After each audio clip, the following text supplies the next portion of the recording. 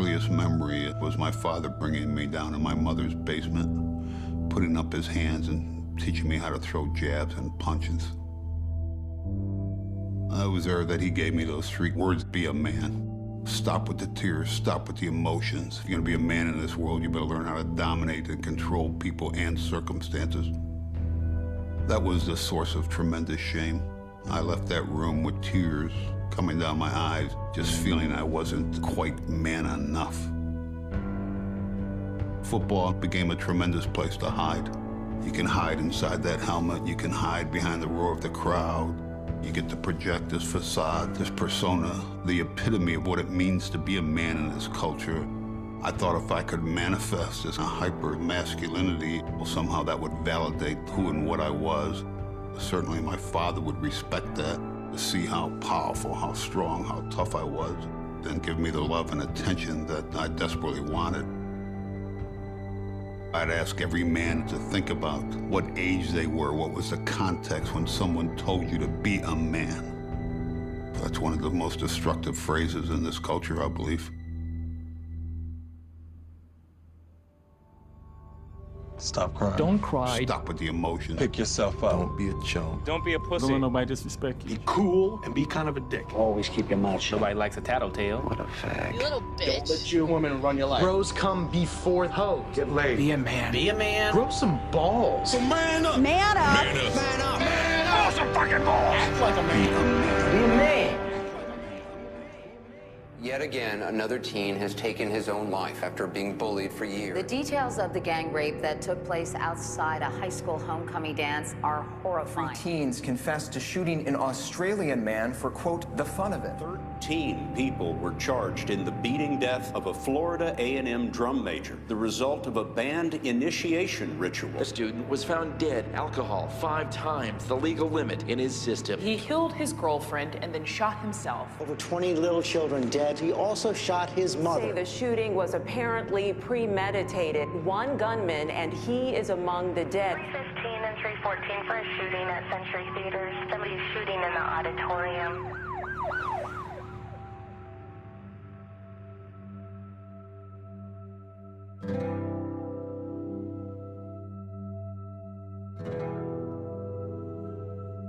If you really knew me, you would know I feel like an outsider at school. When I'm having a bad day, sometimes it's hard to talk to somebody about it. If you really knew me, you would know that when I'm sad, I really don't say anything about it. I used to hide emotions. Like, when I'm sad, I wouldn't tell anybody. And when I'm mad, I wouldn't tell. For a long time, I didn't have any friends, so I didn't have anyone to talk to. We don't really talk about feelings or nothing in our house. If you really knew me, you know that sometimes I feel like I can't be myself. If you really knew me, you would know that I don't really know my dad. If you really knew me, you would know that my dad, he in jail, and I don't think I ever seen him out of jail. Around 5th grade, my mother passed away. Most people don't know that about me. If you really knew me, you would know that my mom and dad fought over me. My parents went through a little phase where they told us they were gonna get a divorce. I just needed someone to talk to about it. My mom didn't have no good boyfriends. We were abused. I felt like just giving up on life. I got bullied in 6th grade. I felt like an outcast. I felt alone for a long time.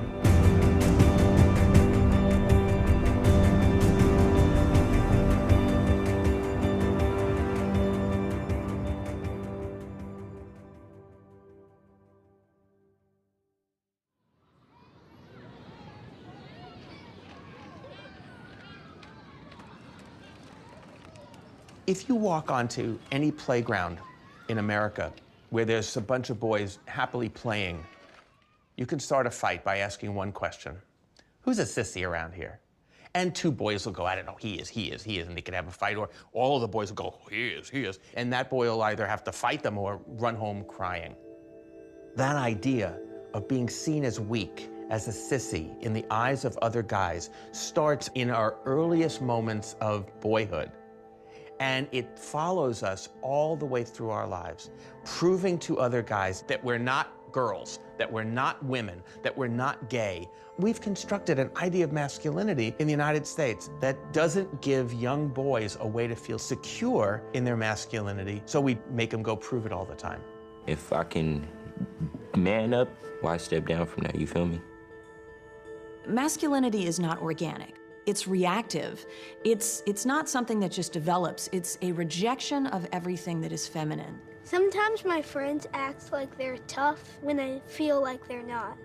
From the beginning, we're taught as boys to lock down our emotions. We can't talk about being afraid. We can't talk about being hurt. We could talk about being pissed off. We could talk about being angry. We can't talk about being sad. If you never cry, then you have all these feelings stuffed up inside of you, and then you can't get them out. We put them on that trajectory through our popular culture, through our parenting styles, through our educational styles, and through assumptions about natural manhood and maleness that we pass along that are incredibly insulting and damaging. And then there's a whole social system that polices them through this low level of threat from other men if they're not man enough.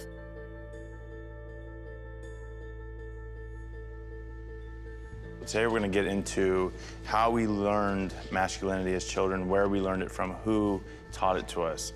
And I'm just going to ask some of you guys to shout out the ideas that you had on it from your childhood. In my household, we don't cry. Showing emotion is like you're weak. If you hurt, just hold it in. No tattletailing. Fight back. You know, everything was surrounded around money, money, money, money, money, money. Be the best. Go for the triple instead of the double. It was okay to be a womanizer. A man has to be dominant and in charge and has control. You know, a man does everything to the extreme. Never back down from anything. A man used violence to solve problems.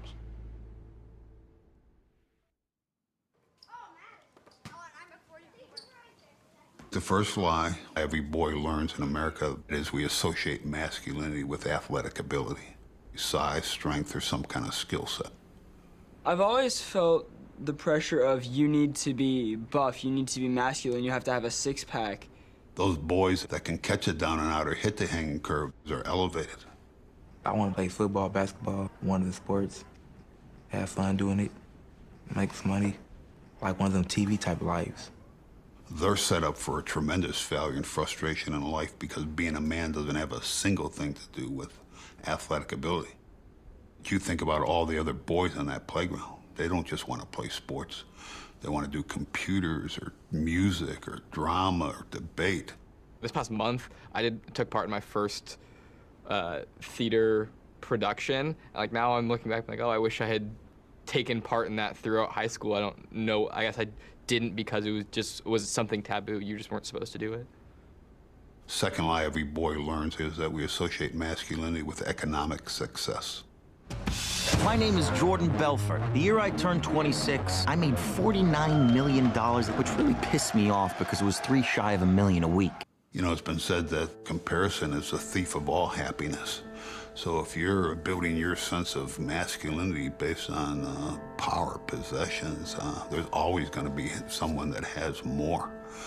That leads to an incredibly empty life of striving for things at the expense of what's really important in life. I've had 8-year-old kids sit on my couch, 8-year-old boys, and I'll say, so what do you want to be when you grow up? And they'll say, a venture capitalist.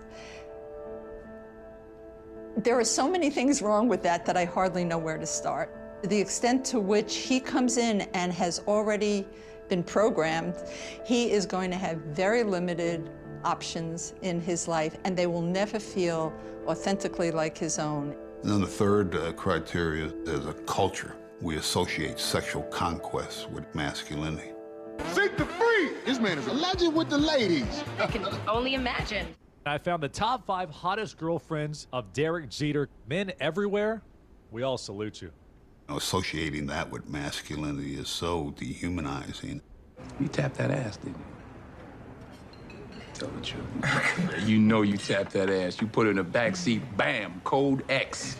But man, I got a wife. You got a dick. You do have a dick, don't you? Well, those words are designed to keep boys silent, to keep them conforming to the construct.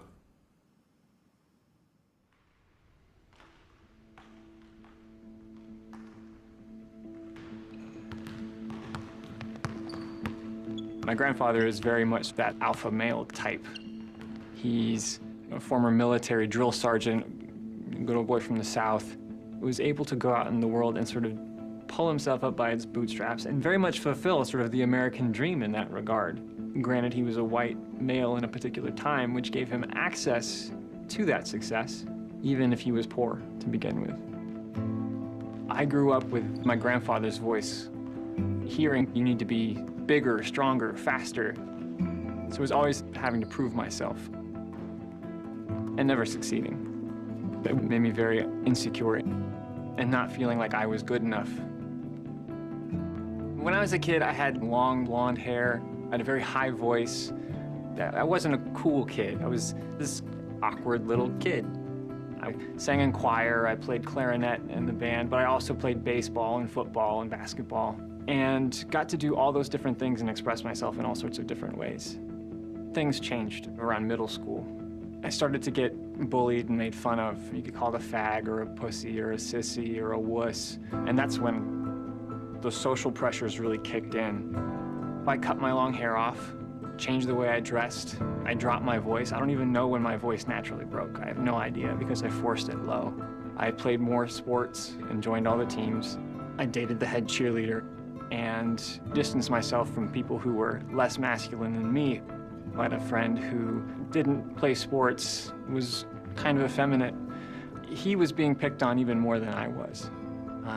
And instead of me sort of staying by his side and being his friend, I remember to some degree making the decision to push myself to not be friends with him anymore, to not go to his house, and I remember him asking me why I did that.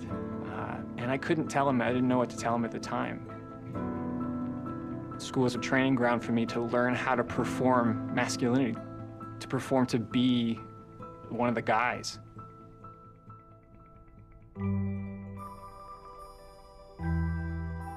Throughout most of history, there's been this belief that men and women are fundamentally different creatures, and it probably begins with the Bible. Sex is a biological term. It refers to which chromosomes you have. 2X is female, X and Y is male. Gender is a social construct. These are expressions of masculinity or femininity, and both of these are spectrums, and they overlap. Boys and girls are far more human and far more the same than they are different. If you gave 50,000 psychological tests to girls, it would fall out on a bell-shaped curve. If you gave the same 50,000 psychological tests to boys, it would fall out on a boy bell-shaped curve. If you superimposed them, they'd be 90% overlapping. You've got the shoulders that stick out on either side, and those are very often the traits that feed into our stereotypes. People make the assumption that because the brain is biological, that any sex difference in the brain must be hardwired. But the brain is plastic. The brain changes as a result of experience. You go through a process called proliferation and pruning, which is that you make a whole bunch of brain connections, and the ones that you use are strengthened, and the ones that you don't use die back. Whether it's empathy or aggression or spatial ability or verbal ability, things that a child spends their time on, that's what they're going to be good at. Parents, from even before a child is born, start thinking about the child differently. They decorate the room differently. They buy different clothes. So this notion that there is such a thing as gender-neutral rearing, or that parents are not responsible for gender differences, is a psychological impossibility. We are becoming much more bifurcated in terms of hypermasculinity and hyperfemininity. Girls' products have become much pinker, and boys' products have become much more camo and much more violent. And it's not just in the toys, but it's also in television programming and movies. This hypermasculinization and hyperfeminization reflect cultural tension and fear about the fact that gender is socially constructed. And we respond in ways to try to organize and simplify the world that actually end up simplifying it to such a great extent that it puts pressure on young men and young women to fit into those boxes. You gotta go in there and you gotta be tough, but you can't be sissying out. By the time a boy is 5 years old, he's pretty much taught that it's not okay to cry in public. He may still do it, but the expectation is by the time he's 10 that he's perfected it. And if he's 12 and he's still crying in public, there's a problem. Oh, my dear God. Are you one of those single-tear people? You are a worthless pansy ass who is now weeping and slobbering like a 9-year-old girl. Boys are not encouraged to talk about any kind of pain with anyone else. And when they do talk about pain, fathers particularly, but mothers also, tend to focus more on how to solve that or what they're going to do or their actions. Hit me. Hit me. Come on. Come on. Come on, son. Come on. Son, left. They're learning how is it possible for them as boys to be in the world and to engage in their relationships and to behave in ways that will be considered socially acceptable. And in learning to accommodate to those ideals, they're learning to conceal or just downplay qualities that are traditionally associated with girls and women. Mothers are told that if they hold a boy too closely, they're hurting his development. You're making him a mama's boy. You want to be a flying monkey mama's boy snitch? Or do you want to be a man? Now, being a mama's girl or daddy's little girl, that's wonderful. But a mama's boy? It means somehow he's soft. Have a great day, sweetie pie.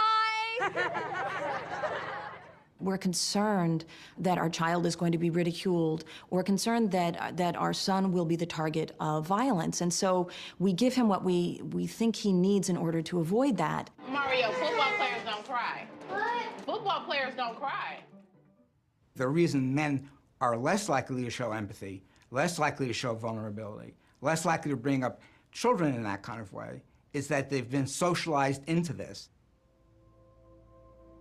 I was really very moved by the fathers who brought their little 4-year-olds and 5-year-olds to school in the morning, and how tender these men were with their sons, how patient and loving they were with these little boys. So I asked them, what do you see in your sons that leads you to say, I hope he never loses that? And the fathers spoke about their sons' out there quality. They were so emotionally open, and their real joy in their friends. And the men felt that on the road to manhood, they themselves had lost touch with these qualities in themselves. And the quandary for them was, would they have to silence the very qualities that they most valued in their sons? It was the most exquisite sense of dilemma.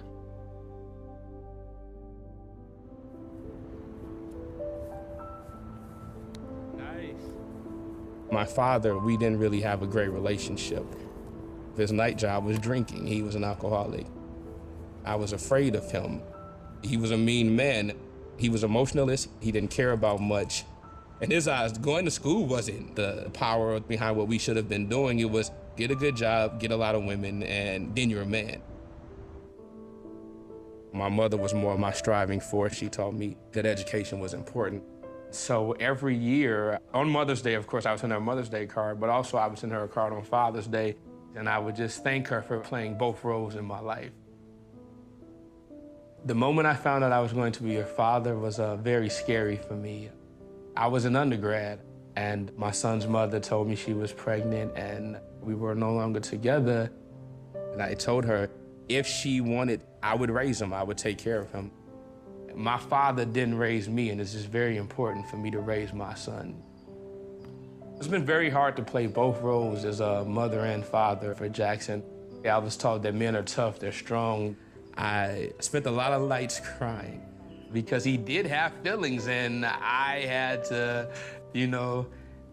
take care of that. And then one day it clicked, and it clicked because Jackson said to me, "Daddy, I'm sensitive." And I was like, okay, okay. So then I just started, I started reading a lot, doing Google searches on how to be sensitive and stuff like that. I started just asking him how he felt, how do you feel? Why are you sad? Are you okay? He taught me how to be more in touch with my own emotions and his as well. Like, he would cry, sometimes I would cry with him, and I would tell him, Daddy wasn't allowed to cry growing up, but it's okay. If you need to cry, cry. It took some time for me to get there. Men are doing better. Men are much more loving with their sons and speak about love and hugs and kisses, you know. Men are much more purposeful in, you know, the experience of nurturing their children and sharing in those responsibilities. So we are getting better. The fact that we're having this conversation speaks to progress, but it doesn't take away that there's a lot of work still to do.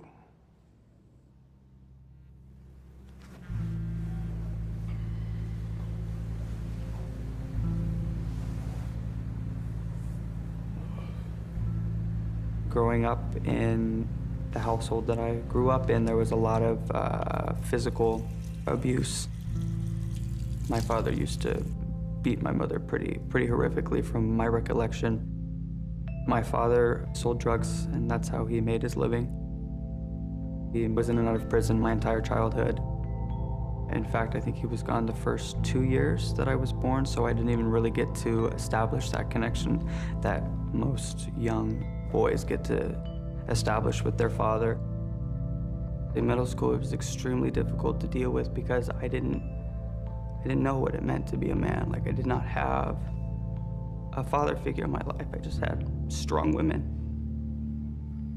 I was bullied a lot growing up because I'm not the most masculine of men. I never have been. Why am I ostracized and treated different? Because I don't want to fight. Because I don't see the point in having rampant, unprotected sex with uncountable women and then sitting here and boasting about it over booze and smoking a joint. And yet that's what society deems as masculine. I don't value that. And I think it's because I still am so close to my mom and to my grandmother, and they're both extremely strong and respectable. Not only women, they're respectable people. And so that's to me is what I wanted to emulate.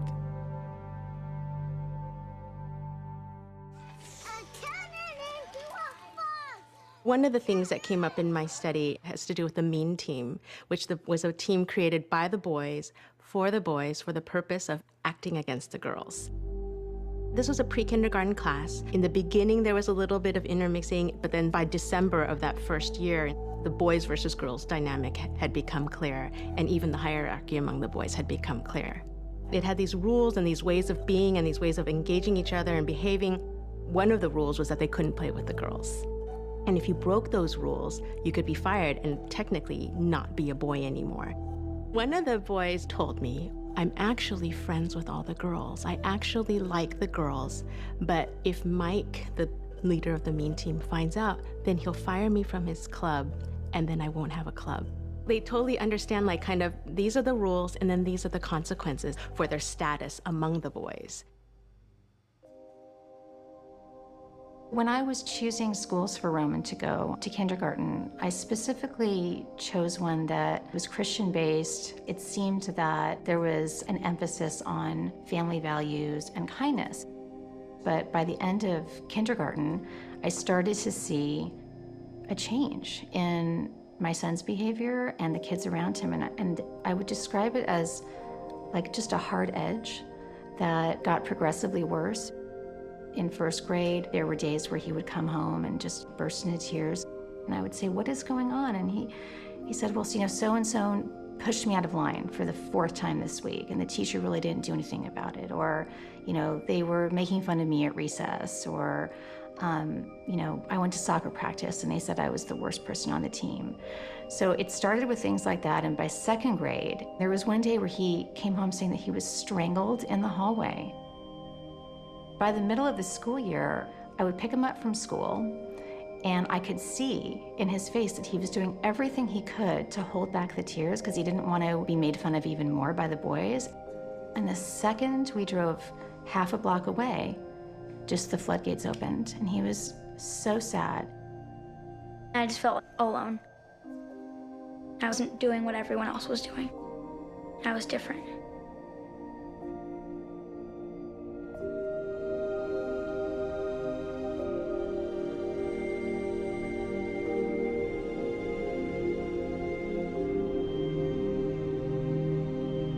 There's a dominance hierarchy. There are tough guys who are on the top, and there are weaklings, girls, who are the bottom of the heap. Now, this is the origin of sexism and homophobia. In sexism, it's that a girl isn't as strong as a boy. With homosexuality, the gay man becomes the most stigmatized version of weakness and sissiness. What happens in your relations with other kids is that you pick out someone who appears weak in that way. You maybe bully him, but maybe it's just a more subtle kind of demeaning. And you start hating that thing about him that you're afraid of in yourself. I was born in Salt Lake City. After first grade, we moved to Massachusetts. I dealt with a lot of bullying. I dealt with a lot of taunting. I got picked on because I was the smallest kid, the skinniest kid, the most non-white kid, and lastly, the kid probably most suspected to be gay, which, you know, is true. Ended up being true. But yeah, I remember these kind of big kids coming over and yelling out, "Hey, faggot," or "Why don't you go back to China?" I would always fight back.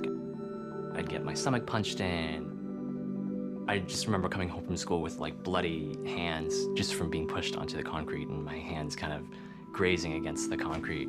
It was terrorizing for me. I would always end up crying. I felt a lot of shame from not being able to defend myself. My dad would start giving me advice about how to fight back. I mean, I love my mom, you know, and I love my dad. But I just got the same thing from them. Everybody's telling me to just deal with it. After a fight, I learned to just wash my own hands of the blood. I learned to just not talk about it. I felt so down and depressed to the point of contemplating suicide many times. I just didn't feel like living anymore.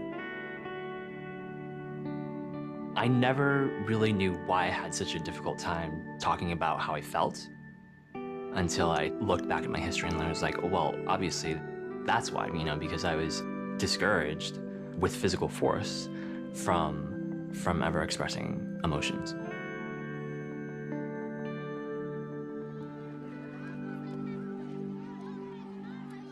Boys directly make the link between having friendships and mental health. So they'd tell me if I didn't have someone to talk to about my secrets and about my personal life, I would go crazy. I would go wacko. Sometimes when I'm sad, I could tell my friends this, and they could try to help me out and stuff.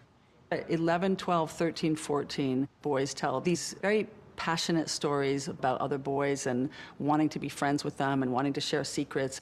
This one boy described how he was having difficulties with his parents understanding him, and the person who saved him on a daily basis was his best friend, who he felt really loved him unconditionally. Starting when they're about 15, 16, 17, the language shifts. You hear boys actually talking about their struggles in their friendships, being hurt by other boys, feeling betrayed by other boys, wanting to have intimate friendships, not knowing how to find those friendships. From middle school, I had 4 really close friends and we did everything together. Once I went into high school, I struggle finding people I can talk to about things because I feel like I have to deal with it myself. I'm not supposed to get help. They really buy into a culture that doesn't value what we've feminized. So we've made feminine relationships, emotions, all these critical things, empathy. And so boys begin to devalue their relational parts to themselves, their relational needs, their relational desires. In good times, guys are like really close to each other and they're really good friends with each other and they interact a lot. But when things get a little bit worse, it's more like you're on your own. One of the adolescent boys described it as, if you spill your guts the way that girls do, if you tell somebody how you really feel, then they can use that against you at any time. So the loss of the intimacy in their friendships, feeling oftentimes for many of our boys very lonely, very isolated.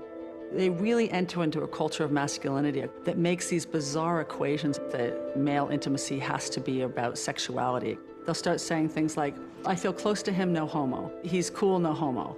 So this constant illusion that any sign of intimacy is going to be perceived as potentially gay, They understand that if you're straight, you have no desire for male intimacy.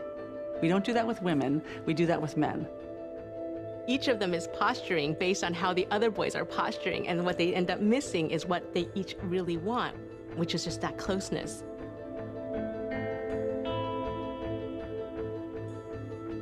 Drinking and drug taking are very often a way that boys relax those tight rules, which say they always have to be silent and strong, and when you get drunk, you can hug your friends and you can tell them how much you love them. You can have sex with a girl and not feel afraid in a way that all people feel when they start having sex, because it's intimate and it's unfamiliar and it's incredibly exposing.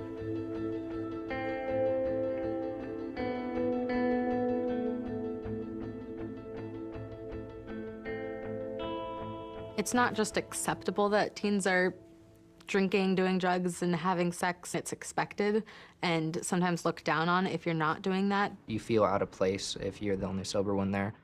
To the break of dawn, yo! Welcome to the party, fire up your engines. We're gonna light 'em up and blow the hammer down. Welcome to the party, we're just getting started. We're gonna play loud, hang out. If you're in, let me hear you shout.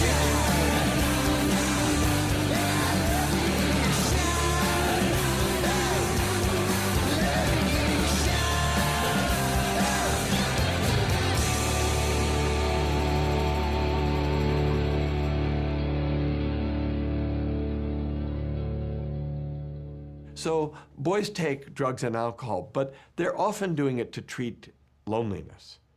When they're lonely or in a lot of psychic pain and they don't have the words to put it into language, they take to drink and drugs to blot it out.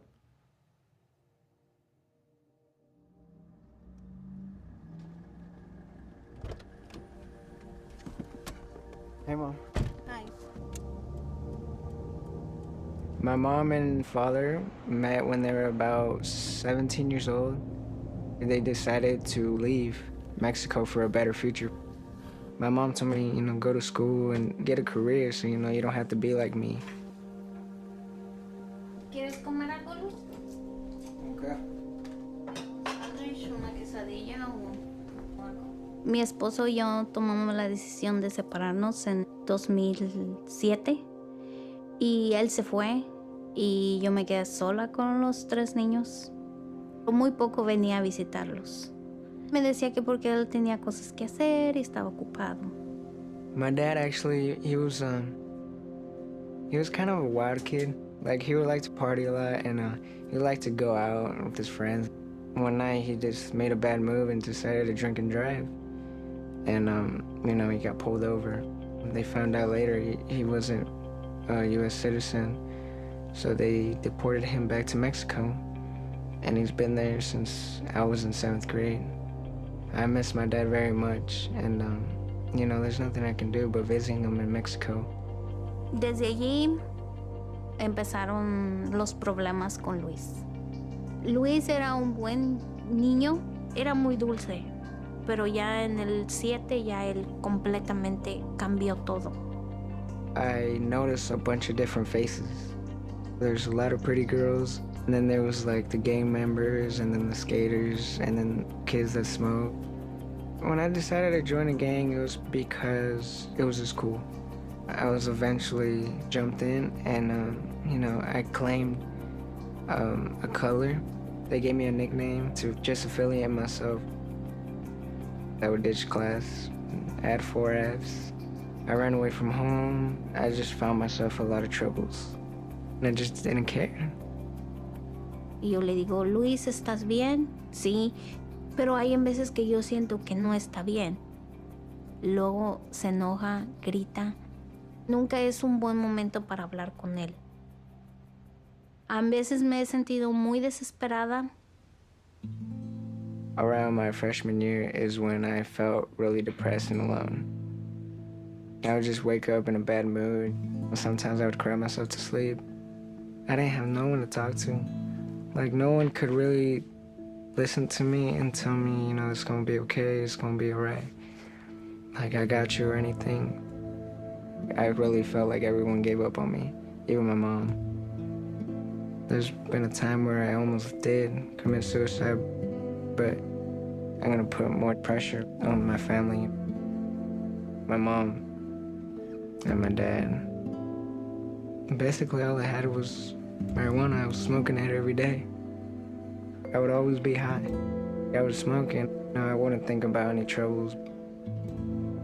I remember July 6th, we went to the cannabis club. We got THC, wax, oil. We smoked a joint. And then next thing I know, I saw a cop flashing his lights. He wrote us a ticket, he came back to the car, and he searched me. He found it in my shoe, and he put the cuffs on me, and he told me, you have the right to remain silent, you're gonna be taken to jail. Mi corazón se quebró. No lo podía creer. No lo podía creer. Y me dolió mucho cuando miré que se lo llevaron arrestado, que iba a estar en la juvenil. Me dolió mucho.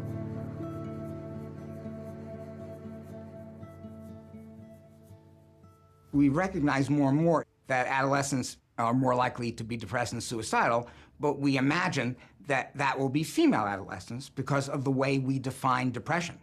More removed, more quiet, not responding. What boys tend to do when they are getting depressed is actually the opposite. Boys are more likely to act out, more likely to become aggressive, using curse words and screaming at people. But most people see it as a conduct disorder or just a bad kid. And what happens? Before they see the other signs of depression, which will come in adolescent males just as females, that young male may become suicidal, but no one has noticed it.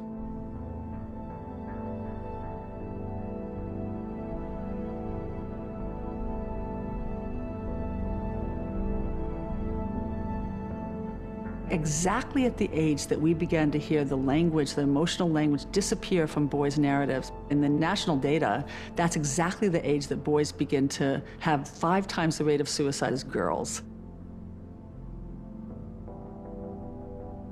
The way boys are brought up makes them hide all of their natural, vulnerable, and empathic feelings behind a mask of masculinity. And also, when they're most in pain, they can't reach out and ask for help because they're not allowed to, or they won't be a real boy. They're shamed into this, and they're very ashamed to break out of it. So they live behind an emotional mask that keeps boys from expressing their true feelings.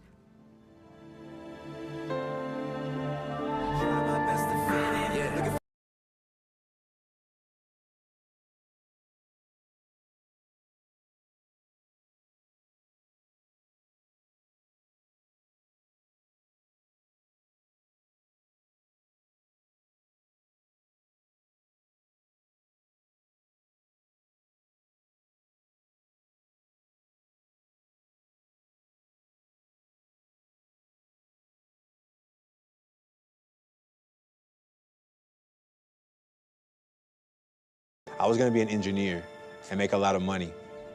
I became a teacher because I saw that my community was hurting without good teachers. And I think one of the biggest challenges was that, like, I've been through it, right? And so I want them to be able to know that they can move forward and they can succeed and they can do whatever they choose to do in life, but it's gonna take hard work. If you go 2 blocks away, you'll find prostitution. There's a lot of gang activity in the area. I consider it like a war zone, right? Our kids get up every morning. They have to prepare their mask for how they're gonna walk to get to school. So if that mask requires me not to let people see any of my vulnerabilities, that means I'm gonna have to put on a very tough mask. And when I get here, hopefully I can take the mask off so I can focus on learning rather than continually wearing this hard shell. A lot of our students don't know how to take the mask off.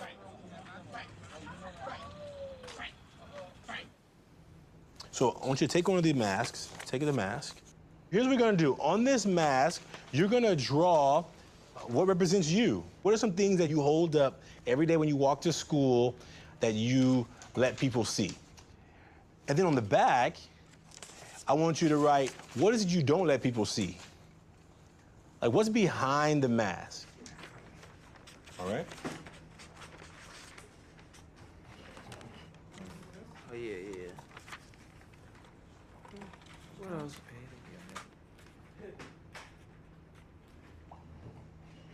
So what I want you to do is I want you to take your mask and I want you to ball it up. I want you to hit someone across the circle with your mask. Don't leave your seat. Don't leave your seat. You can't leave your seat. Open it up. Okay.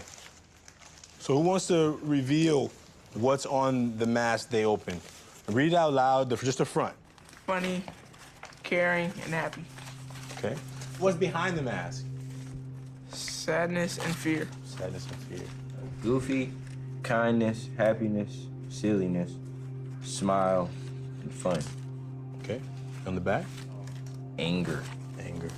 Okay. I'll read mine. The front says entertainment. That's what I show on the mask. On the back says pain. Energy, frustration, happiness, friendly, heart, smile, outgoing. And on the back it says sadness, scared, tears, missing my dad, trying to take care of my brothers, and pain.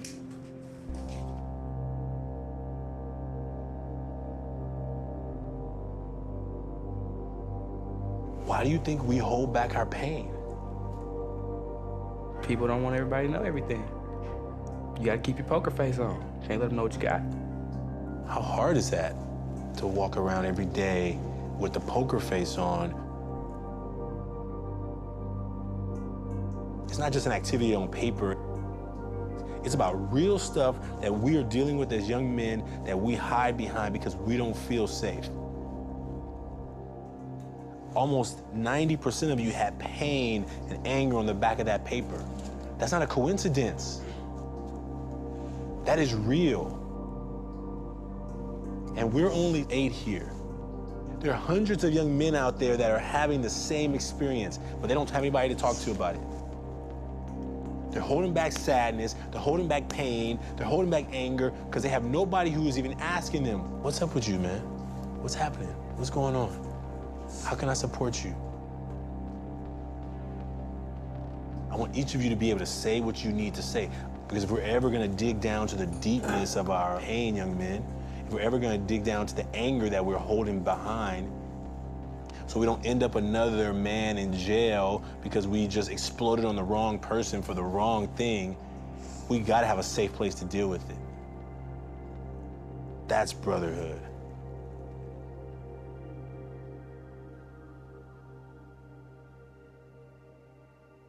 For many of our boys who are trying to find what it means to be a man, and far too many without a man guiding them, they begin to define their own sense of what it means to be a man.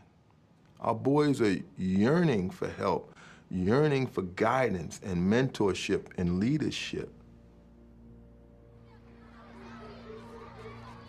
What is there about being a boy in America that places boys at greater risk?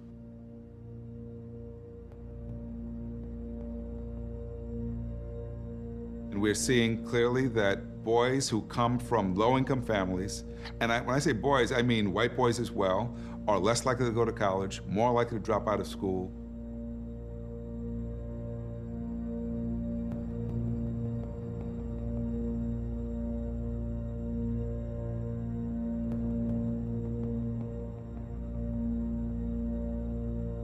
In most schools, we start with humiliation as a way to punish kids.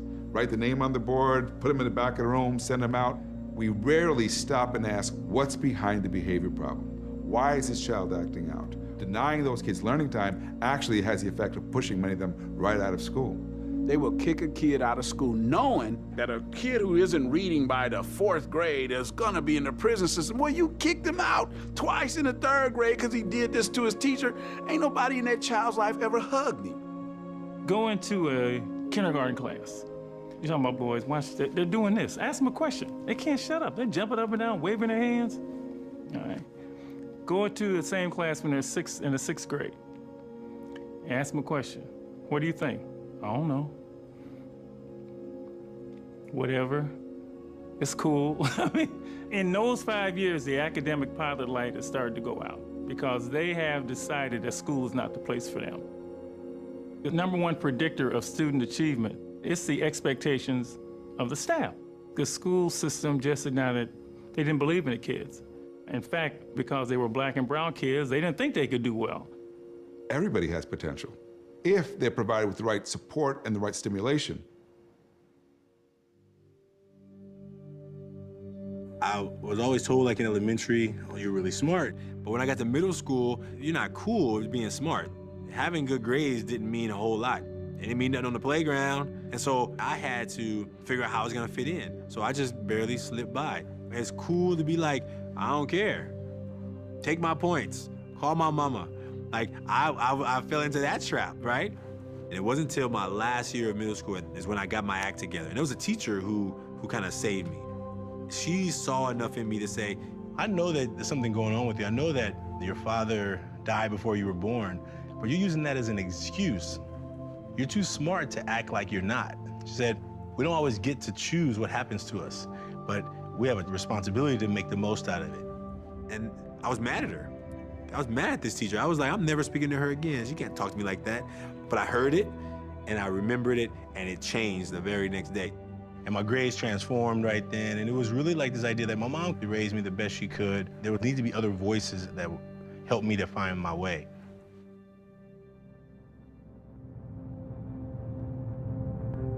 By the time my wrestling coach came into my life, I was really, really searching for a man I wanted to resemble. I guess it's the type of love and admiration that you're supposed to have for your father I felt for my coach right off the bat, and I think it was because of that yearning I had to figure out what it means to be a man. He was a family man. He loved and cherished his daughter to death. I saw this man that was dependable, reliable, and not abusive. My coach kind of stepped in and showed me that good men do exist.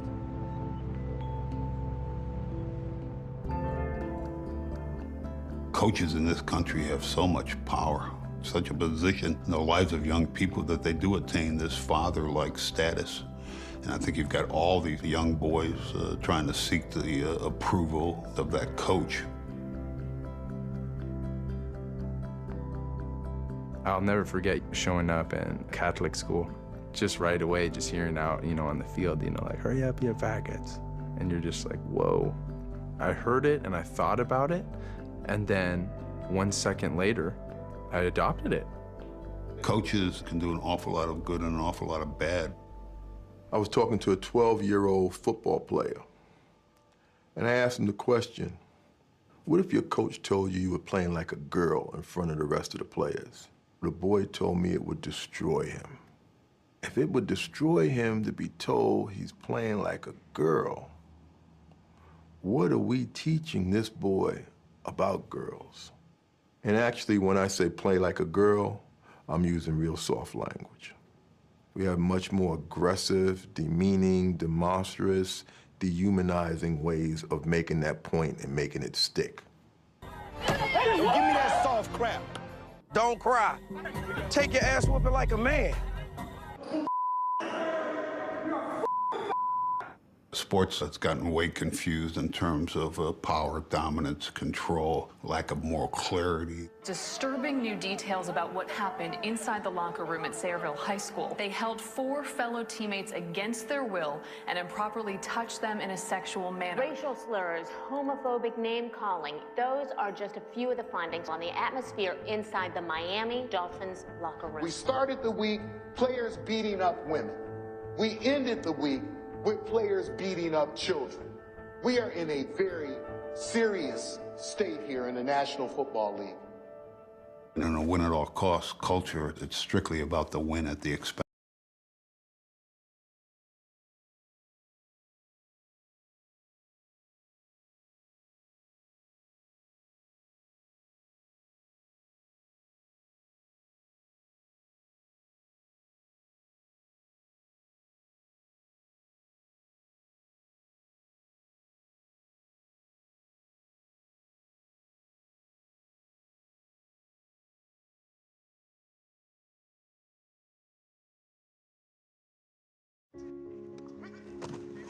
Lock out, lock out, lock out.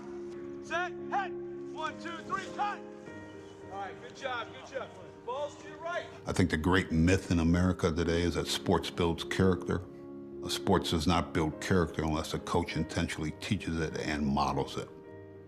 When I did start coaching, I didn't want to be a transactional coach using kids for my own identity.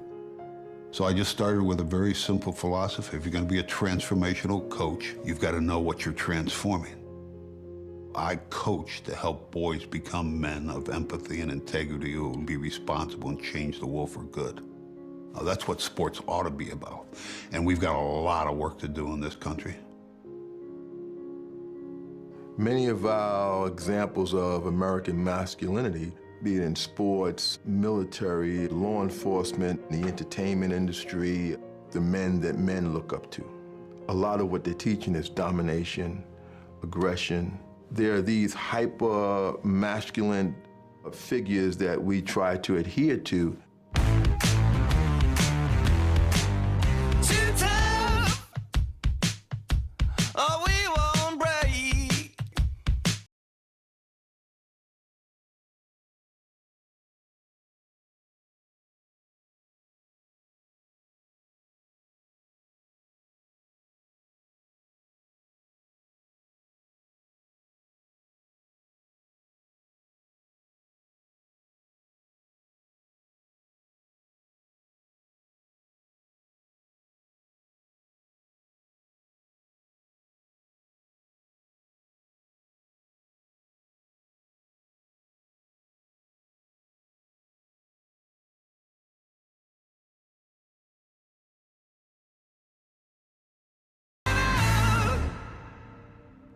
The average boy spends 40 hours a week watching television, sports, movies, 15 hours a week playing video games, and now what's new is 2 hours in between those other things watching porn. The predominant male archetypes that we see in film and television and other forms of popular culture are the strong, silent guy who is always in control and is not emotional. And then we have the superhero character, the hero character, engaging in high levels of violence in order to maintain that control, in order to achieve whatever goal he has in front of him. We also have the archetype of the thug, and this is predominantly men of color who are pigeonholed into much more violent roles. And then we have the man-child, or the mook, which is the male who's in perpetual adolescence. His body doesn't typically have a lot of muscle, but he tends to project masculinity in other ways, through the degradation of women, engaging in high-risk activities. All they want to do is get laid. And of course, at the end, nobody gets anything because they get drunk, they take drugs. And there have been a whole rash of these movies recently that are funny. And so you're laughing at what you could become. What the fuck? Of course we know that media images have an effect on people's behavior. If there was no effect, the advertising industry would collapse. Because the advertising industry is based on the idea that media images will have an effect on people's behavior. The same kind of hypermasculinity that we see in Hollywood movies on television, they're the same kind of hyperviolence that we see in rap music and hip-hop culture. The stereotype of being violent and dangerous, selling drugs, oversexed, it's all about money, power, and respect. A lot of rappers are imitating what they see as successful masculinity.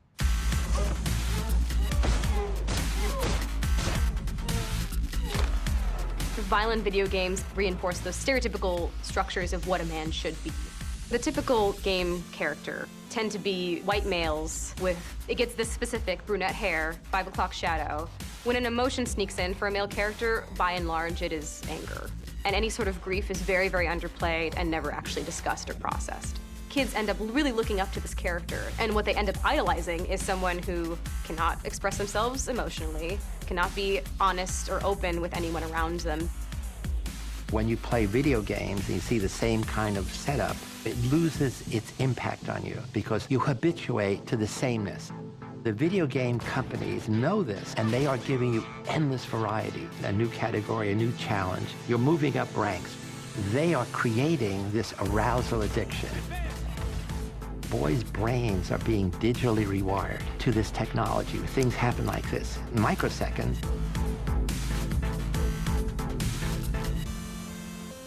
The ones that are most addictive are the most violent, where your job is to destroy the enemy, to dominate. If you don't have social connection and you don't have a lot of friends or you have a crappy home life, you can escape into a game and you don't have to worry because you're saving the galaxy. If your kid sits in front of a screen for 4 hours a day and shoots and kills in a repetitive, violent way, hundreds of people, there's a good chance that kid is going to be impacted by that.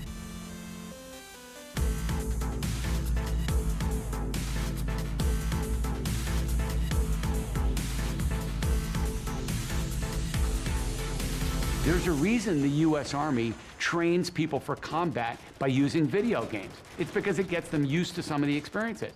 Well, put your 10 or 11 or 12-year-old son in that context, but they're not going into Iraq or Afghanistan. And if they happen to live in a more dangerous neighborhood or a neighborhood where they're exposed to violence more routinely than they might be in some fancy part of town, then that's going to be a bigger issue. I share this story with my kids, garbage in, garbage out. Wake up in the morning, it's Friday. They're going to a party that night. They're looking forward to it. They're supposed to be at school. They woke up late, but the first thing that they turn on is the radio or their CD. And the song is, kill a motherfucker, kill a motherfucker twice. Now, while they playing their video game, it's kill a motherfucker. Then they drinking or using some type of substance before the party. I tell them it's gonna be 50 guys at the party, all of them who listened to the same song you did, all of them who played the same video games you did, all of them who took upon the same drugs that you did, all of them who had the same armament that you have. And then, soon as I walk in the party and accidentally step on your foot at the same time the DJ puts on a turntable, kill a motherfucker, what's gonna happen at that party? Somebody gonna die. Got blood on my hands, got time to kill. I'm a menace to society. Yeah, when you see me in your hood, bet I'm up to no good. I'm a menace to society. Yeah, I'm a menace to society. Yeah. The Surgeon General put together a task force to study this. 3 major findings, which have been replicated hundreds of times since, that exposure to violent media often leads little boys to be less sensitive to the pain and suffering of others, it leads them to be more fearful of the world, and it leads them to engage in behaviors that are more aggressive towards others and towards themselves. They're not the only things that cause violence with young people and with adult men, but they're pretty potent predictors.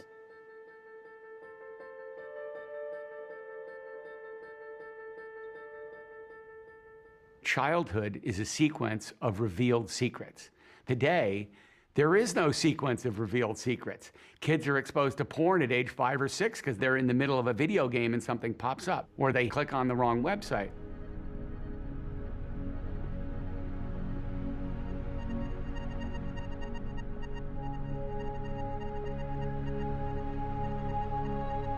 I started seeing it more and more. I started seeing it in other places like music, pictures, magazines.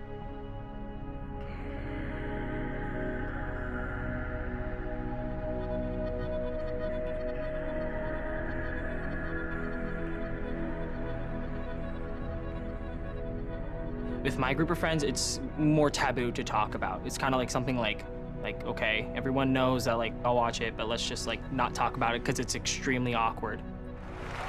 Ladies, your man is nastier than you ever imagined. Your man has been watching porno since he was 12 years old.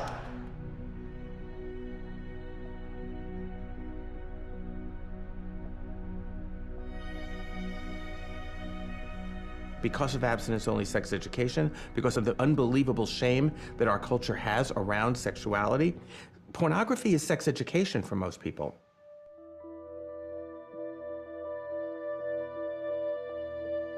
At the touch of a button, anybody at any age, anywhere in the world, can have a panoply of sexual experiences, visual sexual experiences. Your brain is being affected. Dopamine receptors are being overactivated, and you get addicted to this visual stimulation. And the problem is the excess, and it's in social isolation. Jimmy is in his room alone doing this. He's cutting himself off from friends, family, and knowing how to relate to girls and women. If you're a teenager who's had no sexual experience, this becomes the social norm. And the assumption is this is what is right to do, this is what women want, and this is how men are supposed to perform. And all of those are wrong. The way that boys and men have been trained to think about and objectify women's bodies and purchase women's bodies, whether it's directly in prostitution or indirectly in pornography, and somehow that has no relation to how they think about themselves as sexual beings and women's sexuality. To me, it's naive to think that there's no connection. It seemed like they were attacking her, and it didn't make any sense to me as to, is this the actual thing? Like, does this actually happen?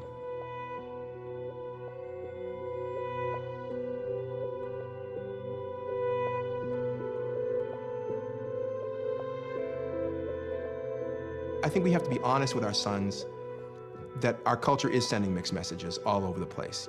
Boys might be going to pornography because they have the sexual impulse, but what they get when they get there is not just sex. It's like incredible levels of normalized brutality and sexism that's associated with the sexual act. Somehow those boys are supposed to develop healthy sexual relationships with girls and with women.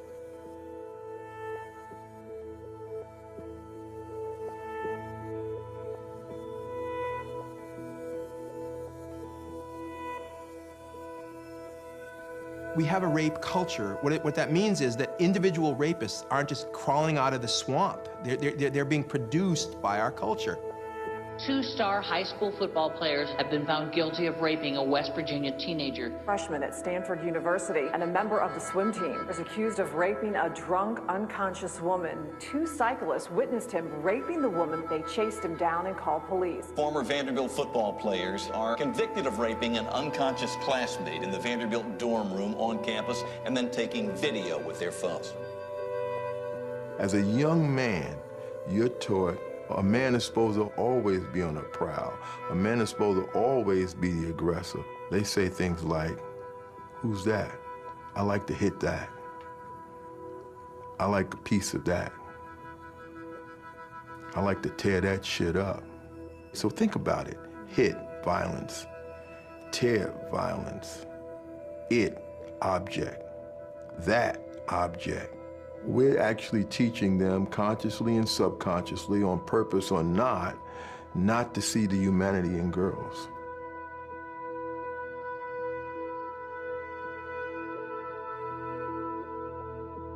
We live in a world right here in our country where men's violence against women is at epidemic proportions.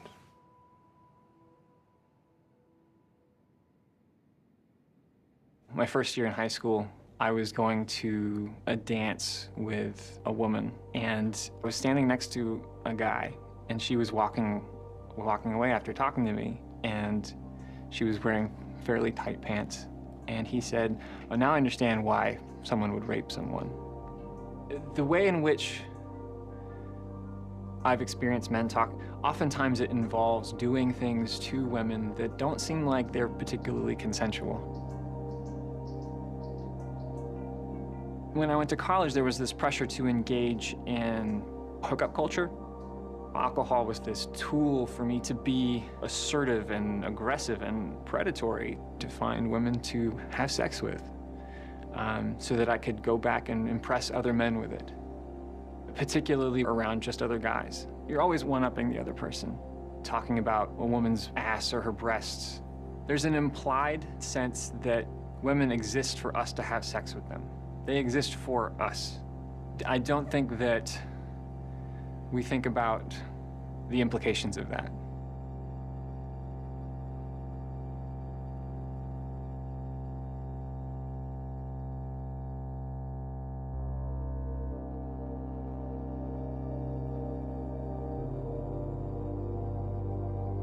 I call what we do to our little boys and men the great setup. We raise boys to become men whose very identity is based on rejecting the feminine, and then we are surprised when they don't see women as being fully human. So we set them up. We set boys up to grow into men who disrespect women at a fundamental level, and then we wonder why we have the culture that we have. Basically, what you have on college campuses is young men desperate to prove their masculinity. So you have 18-year-olds trying to prove it to 19-year-olds. That's a recipe for failure. The hooking up, the initiations, the hazing. What do they get in return? They get two things. These are the bonds that are the most impermeable, the ones that will last you a lifetime. And you also get the feeling that girls can't do this.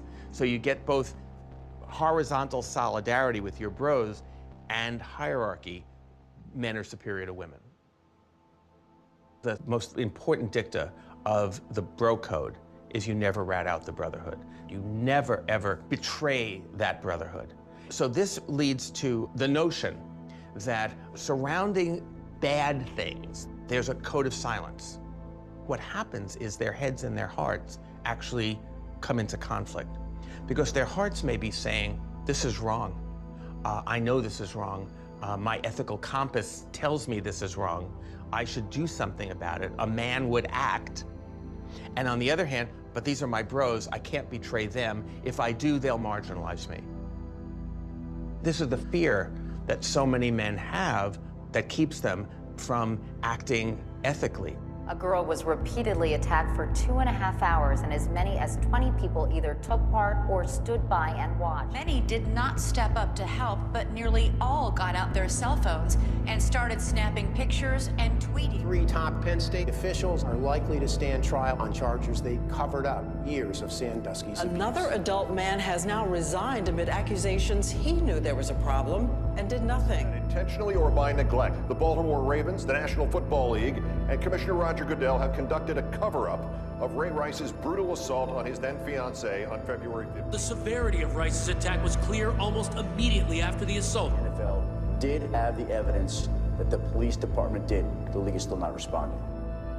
There are forces at work in male peer culture that keep men silent, even men who know that something is wrong. They don't say anything or do anything because they make a calculation that if they say or do something, it'll lose them status within their peer culture. Is a choice. And many times the choice is rooted in our privilege. So while we as good men don't perpetrate the violence, we are part of the collective socialization, the fertile ground that's required for the violence to exist.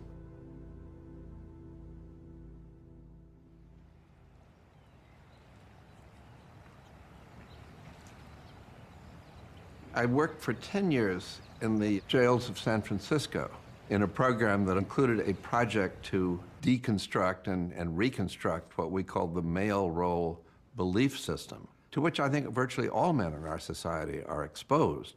Men are defined as superior and women as inferior. And to be a real man, you also dominate other men. So in other words, this is a recipe for violence.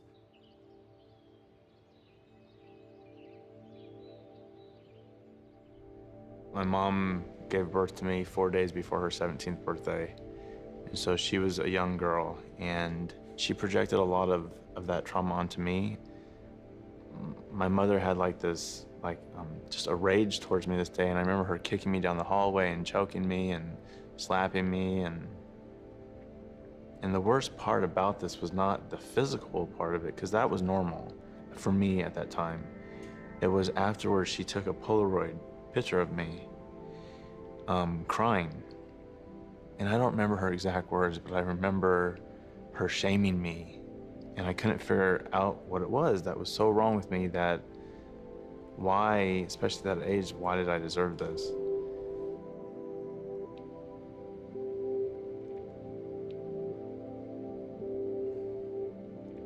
I was molested by one of my siblings' father. He took me into his bedroom, closed the door, and then I remember questioning in my mind, like, why did he close the door? He asked me to pull down my pants, and I remember pulling down my pants and then my underwear, and he just looked at me for a while.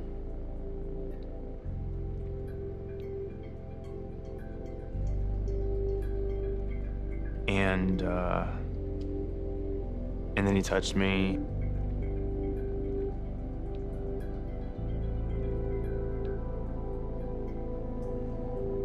I eventually told my mom, and she didn't believe me, which made it worse. I felt guilt around it,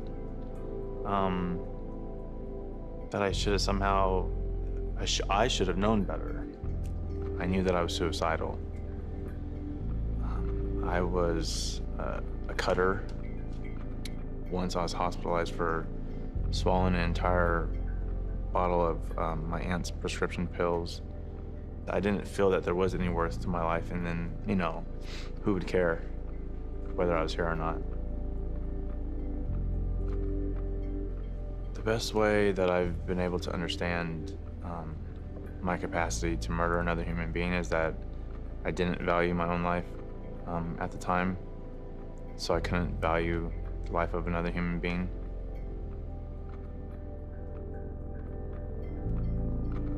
A human child knows it's not loved, he or she, if they're beaten, or if they're just simply neglected, ignored, abandoned. The men that I worked with in the prisons had suffered all of these forms of child abuse to a degree I've never seen in any other setting. And to say they were dominated by shame is to say they didn't have pride or self-love.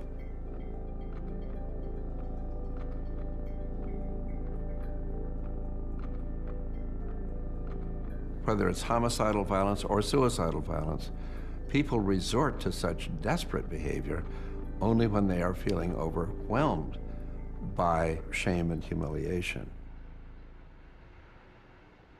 I grew up with 3 brothers and a father that drank a lot, and I was probably bullied the most by my dad.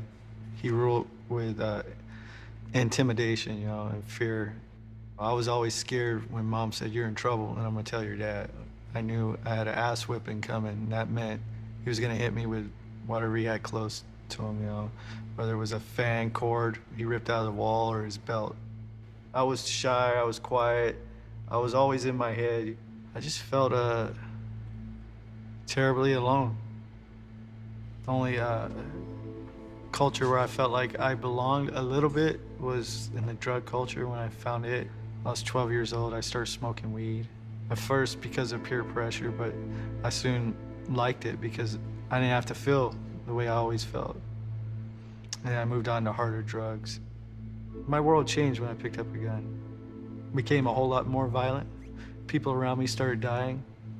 You know, the guy I killed, we had conflict. I had been accepted in this drug culture when he didn't pay me. I thought, my homeboys know if I don't do something to this guy, everybody's gonna take whatever I have, play me for a punk. That's the story I was telling in my head. And I just felt all the fear and anxiety and everything else I had bottled up in me just burst. And I shot him 6 times. And I ran. I think that was the first time I ever felt like I had power. For so long, I had felt so powerless in my life. That was a moment I finally stood up for myself. But it came at such a huge price.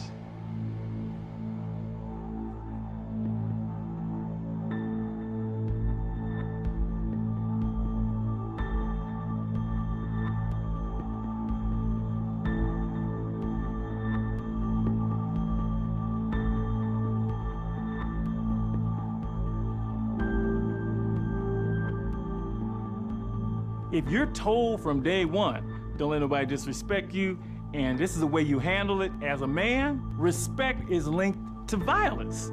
Boys are trained to externalize our pain. When something bad has happened to us, we need to do something bad to somebody else. Avenge the humiliation that we've suffered, the shame that we've experienced. To me, that's such a basic and incredibly important part of what is going on in the violence pandemic in our society.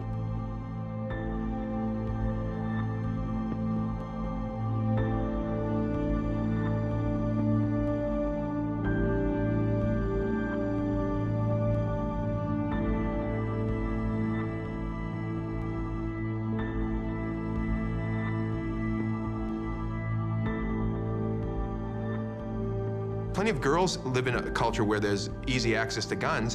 Why don't girls and women do the shootings? The national conversation that happens almost never mentions gender as a factor, when in fact it's the single most important factor. But it's unspoken, and so part of our challenge is to make visible what has been rendered invisible. I've been forced to endure an existence of loneliness, rejection, and unfulfilled desires. Tomorrow is the day in which I will have my revenge against humanity, against all of you.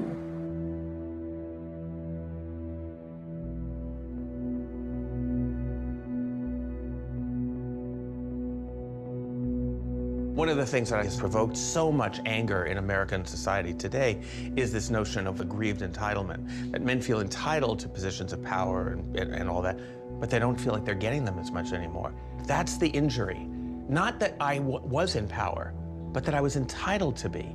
The boys that have committed these crimes, the men who commit crimes of violence every day in the streets of the United States and in the homes of the United States are our sons. They are saying something about us as a culture, but we ignore them at our peril. And I think the first reaction of so many people who are threatened by introspection, by self-awareness and self-criticality is to push them aside as if they're somehow others, they're somehow aberrational. And again, this idea of mental illness is one way to push them aside. That's why we don't have to think about our culture. We don't have to think what we're teaching our sons. We don't have to think about the role of the media culture in helping to shape certain norms around masculinity. We don't have to think about the mixed messages we're sending to boys and men about violence, which we send all the time. Cultures define manhood in different ways, and there are healthy ways to define manhood, there are unhealthy ways. So the question is, can we do better than we're doing in our society? And the answer is, yes, we can do better.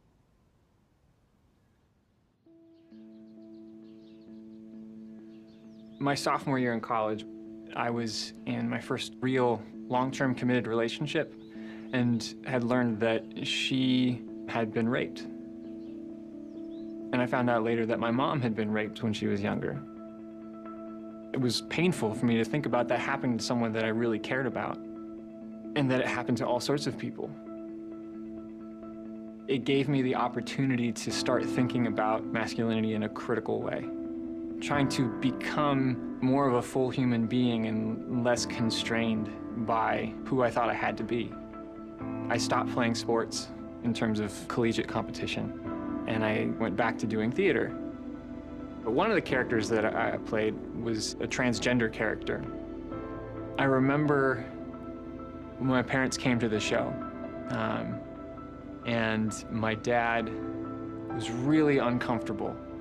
He was not comfortable with his son, who was more of a prototypical man's man, changing into this very unman's man-like person, even in the context of theater, where it wasn't really me. And this sort of began a point of friction, I think, between my father and I. His response was, "Why wouldn't you want to be what you really are?"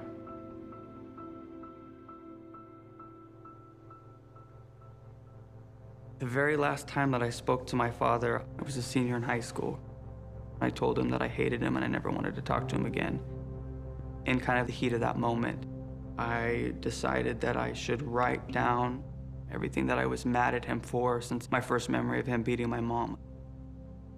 And so I sat down and I wrote a letter, and I had intended to send it to him in the mail.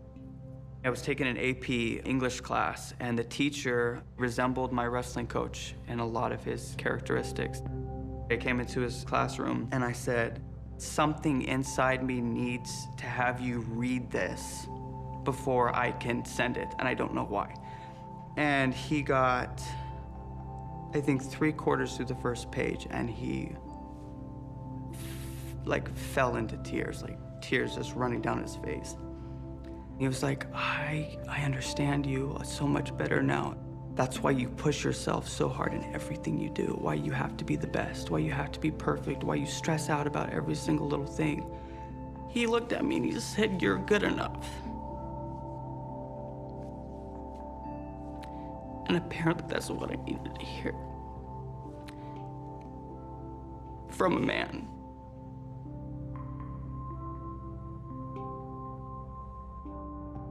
About 4 or 5 years ago, Jackson said, "How about we make a box and we put notes in there every week to each other? If I'm mad at, I'll put a note in there. If I'm happy, I'll put a note in there." That's how we'll communicate about what we're feeling for the week. And so Jackson found one of my shoe boxes, cut a hole in the top, and he named it the mailbox. And we do it once a week, and we open it on Daddy Sunday, which is Sundays. I wrote this one to Dad. Dear Dad, I love how we play together every Sunday. It's really fun playing with you. Dad, love, Jackson. And this. And my father has never in 30-some-odd years of life told me he loved me. I tell my son I love him every day. The father wound is any ongoing psychological or emotional deficit or injury that would have been met in a healthy relationship. So a father wound is probably one of the most serious issues in this country. Wounding boys become wounding men apart from some kind of intervention. And in my own healing process, I took myself as an adult man and myself as a 5-year-old boy, and I walked both of them back down my mother's basement steps, and there I confronted my father. 5-year-old boys are supposed to be loved. They're supposed to be tucked in at night. It's an amazing thing when I did that work, because it was the first time I ever had empathy for my own father. I started to think about, you know, who hurt him in a way that he would be so angry as he was. I think every man's journey is, how do you reconnect that heart to the head? To start living out of the authentic you.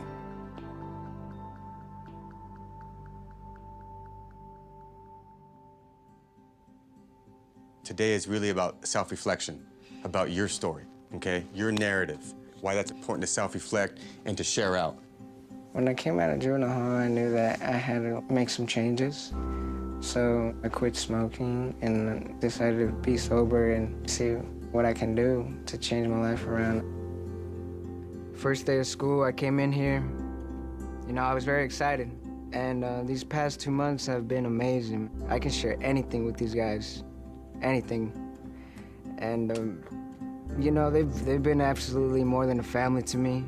I love them to death. I transformed from 4 Fs to 4 As. I was very proud of myself, but most of all, I made my mom proud. But when I see my kids, I don't see gangsters. I see my little brothers. What we're trying to do is to connect with them, to create a space where they can rehumanize themselves, because they've been so dehumanized. We feel safe in here. We can talk to anybody in here. It's like another family, pretty much.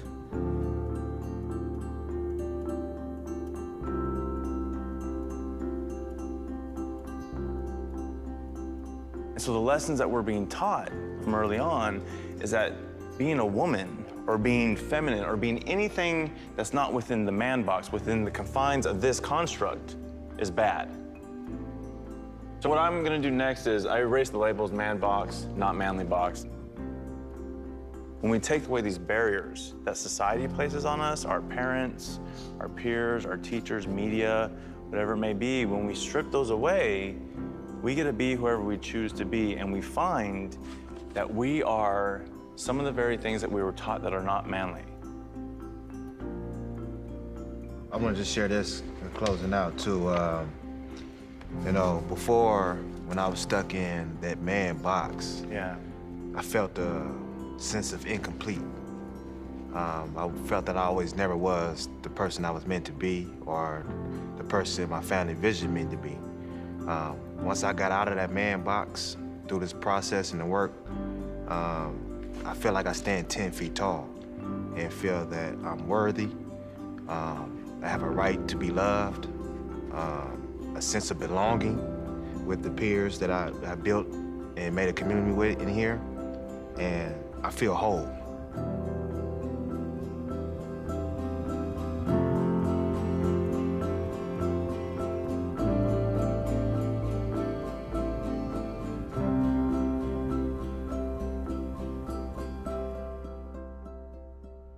Many of us are operating from a place of tradition, just the way things always have been.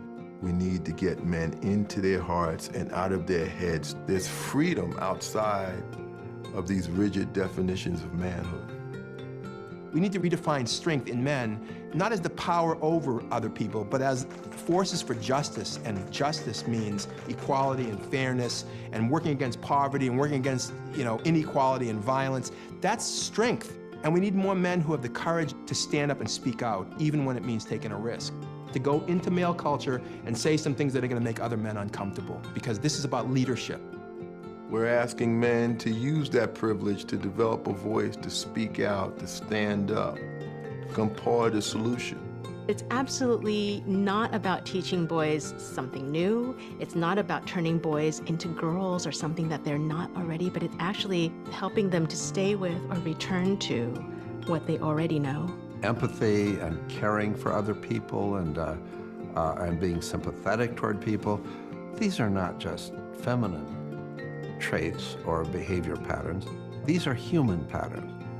We have a responsibility to our sons to break down the systems of emotional constriction that lead so many men to have lives of quiet desperation and depression and alcohol and substance abuse and all the other ways that men self-medicate.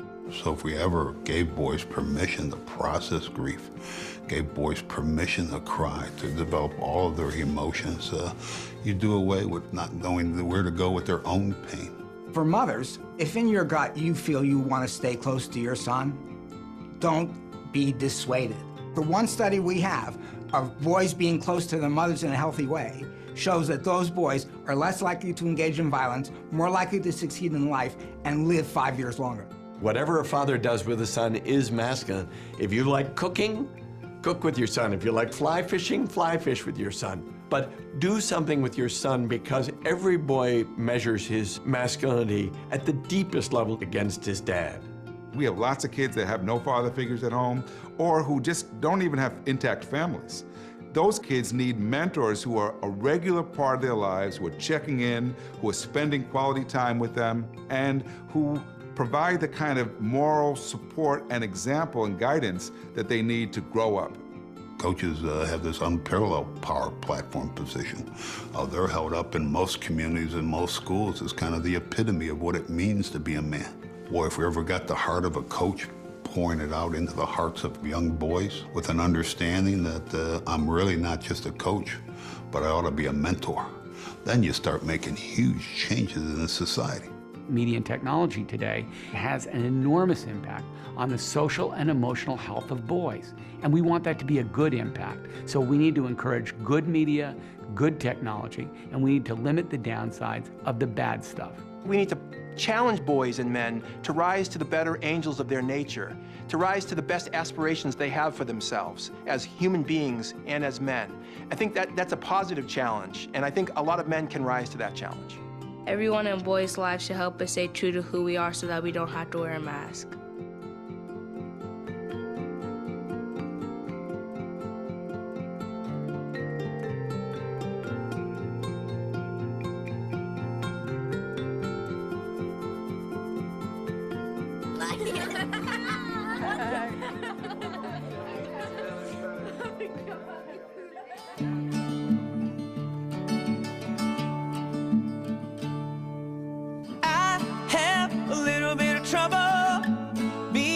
Sometimes, sticking up sometimes, being enough sometimes. I have a little bit of trouble keeping myself in line, keeping myself trying, thinking I'll be fine. Ooh, it's lonely at the start, till my heart says I can't.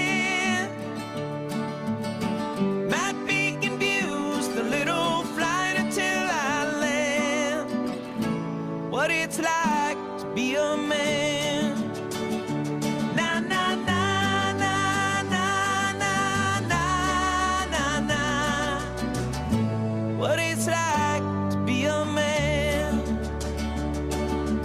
I don't ask for trouble, but it comes sometimes. And when it does, I find a little room to grow. If we stand together, just think what we could do. Those doors that we'd break through, the places we could go.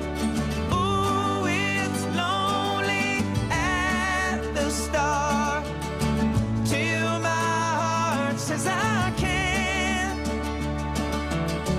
Might be confused, a little flight until I land. What it's like to be a man.